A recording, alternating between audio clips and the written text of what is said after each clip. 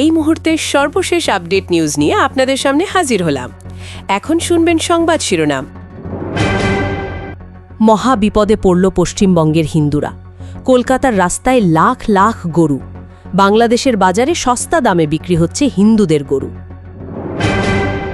আরও জানাবো, সরকার 1 মাসের মধ্যে রামিসার হত্যাকারীর সর্বোচ্চ শাস্তি নিশ্চিত করবে প্রধানমন্ত্রী। আপনারা দেখছেন লাইভ নিউজ বাংলা। এতক্ষণ দেখছিলেন সংবাদ শিরোনাম, এখন দেখুন বিস্তারিত। কলকাতার চেনা রাস্তাগুলোয় এখন আর পুরনো দিনের ট্রামের টুংটাং শব্দ নেই। গাড়ির হর্নও বাজে না আগের মতো। কান পাতলে শোনা যায় শুধু অসহায় হাজার হাজার গরুর কান্না ভরা হাম্বা। শহরের প্রতিটি মোড়ে, সিগন্যালে, এমনকি দামি আবাসিক এলাকার ফুটপাতেও গরুর আধিপত্য। যেন কলকাতার চিত্রটাই বদলে গেছে। অবস্থা এতটাই বিগড়েছে যে রাস্তায় মানুষ কি, সাধারণ যানবাহন, গাড়ি ঘোড়া চলাচলই প্রায় অসম্ভব। হঠাৎ করে এত গরু এলো কোথা থেকে? কার কারসাজিতে শহরে এভাবে এলোমেলো হয়ে গেল? এর পেছনে রয়েছে নবান্নের 14 তলার সেই শক্তপোক্ত চেয়ারে বসা মুখ্যমন্ত্রী শুভেন্দু অধিকারীর এক ভুলে ভরা রাজনৈতিক চালের কাহিনী। শুভেন্দু ভেবেছিলেন রাজনীতির বোর্ডে দুধে খেলোয়াড়ের মতো নিজের গুটি সাজাবেন। পরিকল্পনা স্পষ্ট, কোরবানির ঠিক আগ মুহূর্তে গরু নিয়ে বিধিনিষেধ আরোপ করে সংখ্যালঘু মুসলিমদের ধর্মীয় উৎসবে বাধা সৃষ্টি করা। 1950 সালের পশু জবাই নিয়ন্ত্রণ আইনের বেড়াজাল আরও শক্ত করলেন। নতুন আইন 14 বছরের কম বয়সী গরু বিক্রি বা কোরবানি সম্পূর্ণ নিষিদ্ধ। তার উদ্দেশ্য ছিল এই নিষেধাজ্ঞার খাড়া ফেলে মুসলিমদের ঈদে ছায়া ফেলা। এভাবেই উনি চেয়েছিলেন রাজনৈতিক ফায়দা তুলতে। কিন্তু গল্প এত সহজ নয়। শুভেন্দুর এই ফতোয়া জারি হতে রাজ্যের মুসলিম সম্প্রদায় যেন চুপচাপ পাল্টা চাল দিল। তারা সিদ্ধান্ত নিল এমন বিদ্বেষের মুখে পড়ে আর গরু কিনবে না। বড় বড় মসজিদের ইমামরা এক হয়ে ঘোষণা করলেন, কেউ গরু কিনবে না, গরু কোরবানি হবে না। কে জানত এই সিদ্ধান্তেই মুখ্যমন্ত্রীর সেই মাস্টার প্ল্যান এক নিমেষে তাসের ঘরের মতো ভেঙে পড়বে? এই ঘটনায় পর্দার ওপারে আরও এক অজানা সত্য সামনে চলে এলো। কোরবানির সময় রাজ্যের লক্ষ লক্ষ হিন্দু খামারিরাই তো এই বিপুল সংখ্যক গরুর যোগানদাতা। ভেবেই দেখুন, গোটা বছর ধরে তারা উপবাস, পরিশ্রম আর জরুরি ধার কর্জে টেকে গরু পালেছে শুধু এই একটি সময়ের জন্য। বাজারে ঠিকঠাক দামে গরু বেচতে পারলেই ঋণ শোধ, সংসার চলে। এবার যখন মুসলিমরা কোরবানির গরু কিনল না, তখন এই হতভাগা হিন্দু খামারিদের মাথায় বাজ পড়ল। গোটা বাংলায় প্রায় 50 লাখ গরু বিক্রির জন্য প্রস্তুত ছিল, অথচ আজ একটাও বিক্রি হয় না, কারণ বাজারে খরিদ্দারি নেই। একটা গরু নাচিয়ে রাখতে প্রতিদিন যে খরচ, হাতে গোনা দিনেই খামারিরা বুঝে গিয়েছিলেন এত গরুকে খাবার জোটানোর ক্ষমতা তাদের নেই। ঋণের বোঝা মাথায়, সংসারে অভাব, তাদের আর কোনো রাস্তা খোলা থাকল না। ফলে এরা বাধ্য হয়ে সবচেয়ে কঠিন সিদ্ধান্তই নিতে বাধ্য হলেন। আদালতের দিকে চাইলেন আশা ভরসায়। তৃণমূল নেত্রী মহুয়া মৈত্র এগিয়ে এলেন, হাইকোর্টে রিট করলেন এই অমানবিক ফতোয়া বাতিলের জন্য। সবাই তাকিয়েছিল রায়ের দিকে, কিন্তু কলকাতা হাইকোর্ট রাজ্য সরকারের পূর্বের আদেশই বহাল রাখল। হতাশা আরও বাড়ল, আর কোনো পথ রইল না দুর্ভাগা খামারিদের সামনে। আসলে এই সরকারের সিদ্ধান্তে সবচেয়ে বড় বিপাকে পড়ল তাদের নিজেদেরই ভোটার, গ্রামের হিন্দু কৃষক খামারি সমাজ।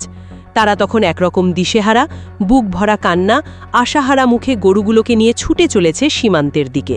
কালো রাত, চুপি চুপি তারা এখন হাজার হাজার গরু পাড়ি দিচ্ছে বাংলাদেশের দিকে। যারা এতদিন সীমান্ত পাহারা দিত, সেই বিএসএফ আজ ঘুষ খেয়ে গরুগুলো পার করে দেয়। দেশের কোটি কোটি টাকা খোয়া যাচ্ছে এক অদ্ভুত নীতির জেরে। এই নাটকের শেষ কোথায় কে জানে? আজকের কলকাতা যেন চোখের সামনে দাঁড় করায় এক অন্ধকার, কঠিন সত্য। রাজনৈতিক স্বার্থ আর গোয়ার তুমি যত বাড়ে, তার বোঝা গিয়ে পড়ে সবচেয়ে ছোট, নিঃস্ব মানুষের ঘাড়ে। এর সঙ্গে ক্ষতি হলো ছোট খামারিদের, গেল শহরের স্বাভাবিক ছন্দ। কান্নার বোঝায় ভারী হয়ে উঠল কলকাতার বাতাস। সুনামগঞ্জ, চাঁপাইনবাবগঞ্জ, কুড়িগ্রাম, লালমনিরহাট, এইসব সীমান্ত দিয়ে লাখ লাখ গরু প্রায় পানির দামে বাংলাদেশের বাজারে ঢুকছে। এই গরুগুলো আসলে রাস্তা বা নিয়মের ধার ধারছে না। ভারতীয় খামারিদের কাছ থেকে ফড়িয়ারা এতটা সস্তায় গরু কিনছে যে গরুর দাম হওয়ার কথা 1 লাখ রুপি, সেটি নামতে নামতে 10, 15, 20 হাজারে নেমে আসছে। এই ব্যবসার পেছনে এক ধরনের অন্ধ আবেগ কাজ করছে, কারণ এত বড় লাভ প্রায় স্বপ্নের মতো। কিন্তু এই স্বপ্নের ভেতরেই লুকিয়ে আছে অজানা আতঙ্ক। এইসব গরু আসলেই কতটা নিরাপদ? রাতের আধারে স্বাস্থ্য যাচাইয়ের বালাই না রেখে এই গরুগুলো চোরাই পথে সীমান্ত পার হচ্ছে। কেউ জানে না এই পশুগুলোর শরীরে কোনো প্রাণঘাতী রোগ লুকানো আছে কিনা, অ্যানথ্রাক্স বা অন্য কোনো ভয়ঙ্কর জীবাণু। ভারতের বাজারের ওপর ভরসা করা কঠিন, অন্তত সীমান্ত এলাকার সচেতন মানুষেরা তাই মনে করেন। সবাই এক টানা দেখছে, একের পর এক গরু চলে আসছে, বাংলাদেশের গরুর বাজার হয়ে উঠছে অস্বাভাবিকভাবে চড়া। খুব সস্তা গরু কিনে এদেশের ব্যবসায়ীরা খুশি হলেও আতঙ্কিত মানুষের প্রশ্ন, এই হাত গরুর স্রোত আমাদের কোনো নতুন বিপদের দিকে নিয়ে যাচ্ছে না তো? সীমান্তের বাতাসে এসব উদ্বেগ গুমড়ে গুমড়ে ঘুরছে, হাজারো সন্দেহ আর গুঞ্জন। এদিকে ভারতের দিকে তাকালে অন্য এক ছবি। যারা গরুটি নিজেরা সীমান্তে নিয়ে যেতে পারে না, বিএসএফের ঘুষ দিয়ে এতদূর পৌঁছানো তাদের পক্ষে অসম্ভব, এই খামারিরা স্রেফ গরুগুলোকে রাস্তায় ছেড়ে দিচ্ছেন। নিজেদের বছরের শ্রম, বুকের টান সবকিছু এবার কলকাতা শহরের অলিগলিতে বিনামূল্যে ছড়িয়ে যাচ্ছে। এতেই রাজ্য জুড়ে গড়ে উঠেছে ভব্র ঘুরে গরুর এক দুর্বিষহ সংকট। আজ ভারতীয় রাজনীতিতে এটা নিতান্ত নতুন কিছু নয়। গুজরাট, উত্তরপ্রদেশের মতো রাজ্যগুলোতে প্রায় নিত্য ঘটনা। কিন্তু কলকাতার মতো একসময়ের বর্ণহীন শহরেও এরপরেও ভব্র ঘুরে গরুর ঢল সত্যি অন্যরকম। এখন রাস্তা কিংবা হাইওয়েতে কোথাও নিশ্চিন্তে হাঁটা দায়। মানুষের মনে স্থায়ী এক আতঙ্ক, এই অভুক্ত ছন্নছাড়া গোষ্ঠী কখন কোথায় হামলে পড়বে সেটা বলার উপায় নেই। কল্পনা করুন, কোনোদিন হয়তো এদের পাল গিয়ে নবান্নের অফিসেই ঠাঁই নেবে। সবচেয়ে রোমাঞ্চকর হচ্ছে, যার নাম এসেছে শুভেন্দু অধিকারী, তার ঘোষণার পেছনের প্রচ্ছন্ন দ্বিধা এবং বাস্তবতা। বিজেপি গরুর নামে রাজনীতি করে, গরুকে মাতা বানায়, গরু নিয়ে বিধান দেয়, বলেছে 14 বছর আগে গরু জবাই করা যাবে না। এখানেই প্রশ্ন, কে বছরে বছর গরু পালন করে? অর্থনৈতিক বাস্তবতায় কোনো খামারি এটা করার কথা ভাববেনও না। তাহলে এতগুলো বছর পরে কি সেই মা গরু কোরবানির যোগ্য হয়ে দাঁড়ায়? বয়স হলে কি শ্রদ্ধা শেষ? ধরুন, কোরবানির ইতিহাস জমাতে গেলেও বিজেপি এই নিয়মে খামারিদের সামনে অক্টোপাসের মতো জট তৈরি করেছে। যারা এতদিন গরুকে মা বলে রাজনীতি করল, তাদের ভক্তি বা দরদের কি অবস্থা? দিব্যি বোঝা যায় এসব আসলে মুখোশ। গরুর নামে বেড়ে চলা এই শর্তবাজি মুসলিমদের কোণ ঠাসা করতে একটা রাজনৈতিক খেলা। কিন্তু এখন বাস্তবের বোঝা এসে পড়ছে হিন্দু খামারিদের ওপরেই। তারা চরম বিপদে। শেষ পর্যন্ত নিজেদের গরু নিজেরাই রাস্তায় ছেড়ে দিতে বাধ্য হচ্ছেন। অস্থির রাজনীতি, দোদল্যমান নীতি আর সীমান্ত তথ্য গুলিয়ে দিয়ে বিভাজনের বীজ যারা বুনছিল, এখন তার বিষ ঢালছে তাদের নিজের ঘরেই।